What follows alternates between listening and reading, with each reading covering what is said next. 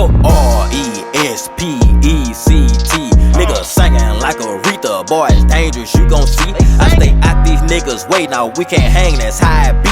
Barely talk to niggas, cause niggas love to talk, and talk is cheap. It go R-E-S-P-E-C-T. They be claiming all these letters, they can't even keep it G.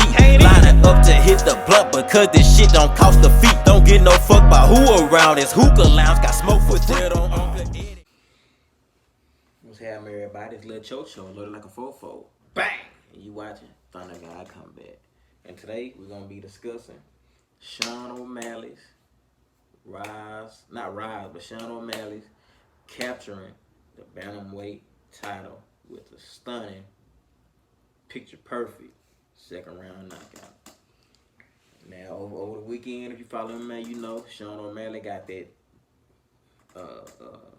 picture-perfect Conor McGregor-esque knockout over Aljamain Sterling, which is what, you know, UFC wanted, and probably most casual fans wanted. Aljamain, he kind of overlooked, and you know, he a grappler. He don't really have exciting style.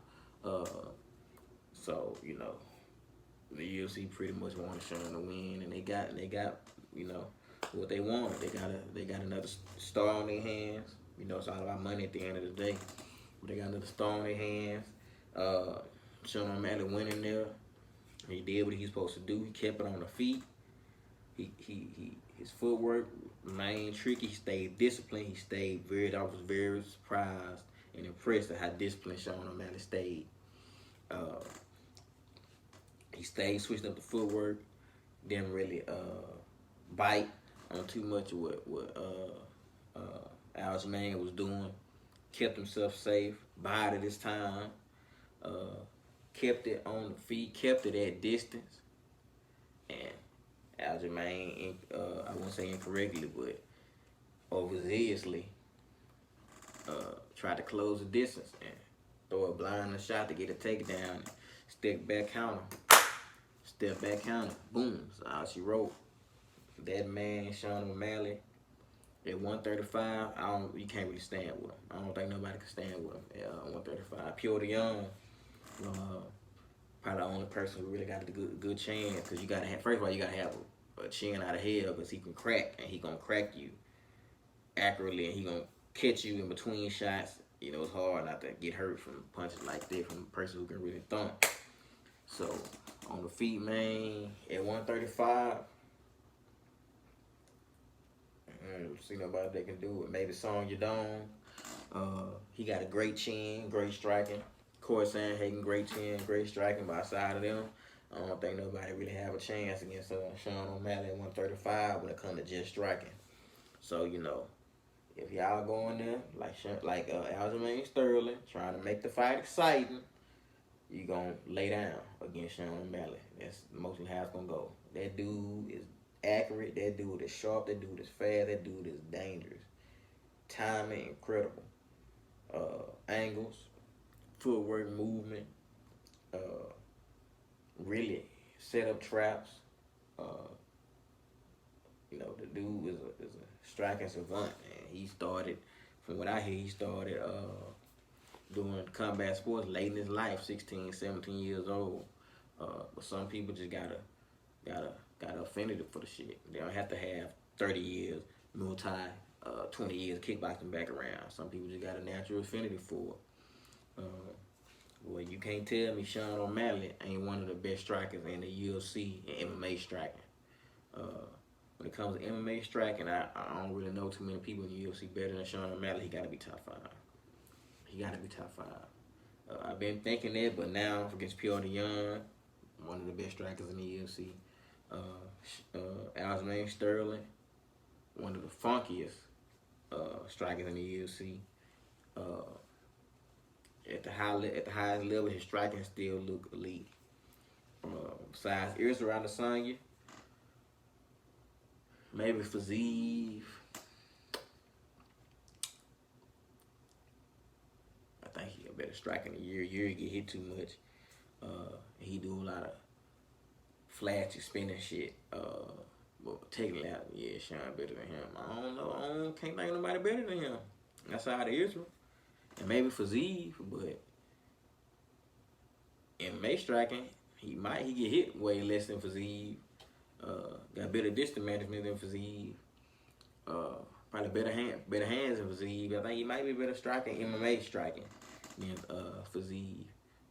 Actually, in a pure striking match, like in a multi-setting, Fiziev, gonna win. But in MMA, for MMA striking, I think Sean might got better striking. I don't know who got better striking out of Israel, man. That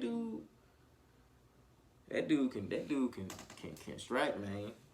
Cause striking, see MMA fans, they don't really care about movement and angles and distance management. All MMA fans care about is knockouts. So they'll think a person got more knockouts and a bigger punch than somebody they're better striker. They more aggressive than somebody they're better striker. Striking is about hitting and not getting hit. It's about setting up your opponent to do what you want them to do, not what they want to do, and opposing your game and your will, and maneuvering yourself to keep yourself damage free, but at the same time inflicting damage. I think MMA fans overlook that a lot. They just want back and forth, blood and guts, just like a person's going in there just throwing a bunch of hooks and haymakers and shit. Like, that ain't striking, man. You just fight. But when it comes to striking, looking precise, good technique, good angles, rarely getting hit, footwork, keeping yourself safe, delivering the kill shots at the right time. Man, Sean O'Malley got to be top 5 in the UFC.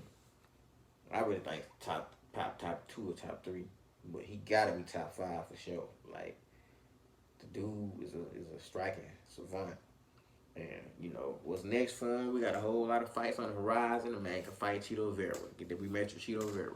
The man can fight. Now, I think Chito Vera, in a 5-round fight, Chito Vera, kind of a bad matchup in some ways, because Chito Vera got a crazy chin. Like, the dude just don't get hurt, like, at all. Like, he don't show no damage. Stay in your face, real aggressive. Same time, still got pretty good, way better defense than he used to have. Got deceptionally good defense nowadays. So the dude, against a power puncher like O'Malley, but see, O'Malley now, he kind of, after the Pure the Young fight, he might, do a little better and just point him out. But, he ain't a really point you out type of fighter. He a knockout artist. But, them knockout artists, when they go against somebody like O'Connor fought Nate, they go against them bricks and they can't knock them bricks down. They do something different to them in their mind. But Sean O'Malley, he might be able to overcome that. We didn't get to see it ended so early the first time. But he got the exciting rematch with, I thought that was my notes. Exciting rematch with Chito Vera. Exciting fight with Corey Sandhagen. He talking about fighting Gervonta Davis. He lost his motherfucking mind. We talking about he don't keep up with boxing. See, that's why you don't speak on stuff you don't know much about. And listen, I'm not calling him dumb, but he said himself he don't really know much about. He don't really keep up with boxing. Do not call out that man. That man. Yeah, do not call out that man. Gervonta Davis, you are not a boxer. I'm sick of MMA fans trying to box boxers. Y'all are not going to beat no boxer at boxing who's been boxing all their life. All they do is throw punches. They ain't learning kicks. They ain't learning takedowns. They ain't learning takedown defenses, submissions, submission defense. They ain't learning knees. They ain't learning elbows. They ain't learning how to cage wrestle, open mat wrestle. They ain't learning none of that shit, man. All they learning how to do is punch and dodge punches. So you think you're going to beat them at punching and dodging punches? Come on, bro. You think you're going to beat Gervonta Davis? Okay, you tall and you rangy. Okay, he just fought Ryan Garcia, and before that, a few fights before that, he fought El Azteca. Damn, Mario Barrios, who I feel like probably the best person he fought so far. Like, as far as giving a good account of himself, maybe not as far as accolades, but as far as what he actually showed in the fight, that's probably the best fight he had. I think even better than the Cruz fight. But yeah, he 5'11", 6 foot, and is an actual boxer and boxed his whole life. Ryan like 5'9", actual boxing and boxed his whole life, and look what he did to them. You think you gonna come over here to boxing because you just knocked out Aljamain, who's a wrestler, and a bunch of other dudes who not even in the UFC no more, and you want to split the series against Petr Yan, who is a great MMA boxer, who won Master of Sport in boxing in Russia. But you think Petr Yan can go fight Gervonta Davis? He gonna get pummeled. You think he can fight Mario Barrios? He gonna get pummeled. And you had to split the series against that man.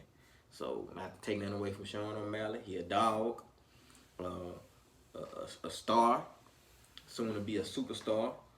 Much love to him, great performance. But defend your belt, keep it in the UFC, bro. Keep it in the UFC. Don't go messing with Gervonta Davis and no boxing, man. Leave it alone. Leave it alone. You don't see these boxers trying to come to the UFC and fight y'all in the cage, man. It's a different sport. Gervonta couldn't beat you in the cage. You can't beat him in boxing. This is what it is. Don't make you no worse than him or better than him. You just a different sport, man. Respect the sport. But other than that, Sean O'Malley got a lot of exciting fights on the horizon. Sean O'Malley proved all the doubters wrong. I wasn't really a doubter per se. I thought Aljamain was gonna win, but I thought he was elite. I thought Sean O'Malley was an elite fighter. Just didn't really have that elite resume. But skills, man, that's another thing people need to stop with all that. Who you fought? What do that matter? At the end of the day, skills and matchups is what win fights. At the end of the day, now experience does matter, but if somebody got them skills, they got them skills, man. They got them skills. Sean O'Malley didn't really have the toughest road to the belt. But what did that matter? He got in there. He really made it look kind of easy. He beat Petr Yan in a mostly striking affair. The dude got the skills, man. He got the skills. Y'all need to stop overusing that who have you fought shit. I mean, level competition does matter, but at the end of the day, style make. Now, level competition matters more with me when it comes to discussing what's the greatest fighter in the weight class and shit like that. But when it comes to the matchups, I don't think it means as much. It means something, but it don't mean much as people think. Oh, he ain't fought nobody. Okay. I remember people saying before Charles Oliveira fought Michael Chandler, before Charles Oliveira became a champion, I remember people saying, bringing up him losing the power fielder, bringing up him losing the other people, and look what kind of run he went on once he fought for the belt and became the champion. So that don't always mean anything. People peak at different times. People matchups, being their favorite sometimes. It's all about matchups, man, and skills. So people need to realize that Sean O'Malley, that just need to make people realize that. Because on paper, Aljamain Sterling should have won this fight comfortably. But style make fights, mindsets make fights, game plans make fights, strategies make fights. Not just fighting a bunch of tough motherfuckers. I'm not saying it don't matter, but it's not everything. But yeah, that's what I got for today. Sean O'Malley, great knockout, great performance, elite striker, one of the most exciting people watching the UFC. Shout out to you and your win. Stay away from Gervonta Davis though. But yeah, a lot of exciting fights in the future. Keep doing your thing. Thunder God out. It's Lil Chocho loaded like a fofo. You watching Thunder God Combat, brought to you by who? The Thunder God himself. Be sure to like and subscribe, man. Once again, I said it too early. Thunder God out. Put that on Uncle Eddie, they be singing. Put that J with O to C. This was 1997, they would see the DOC. Gonna be lining up with pistols like they playing COD. Keep that dirty shit up off me, cause a nigga OCD.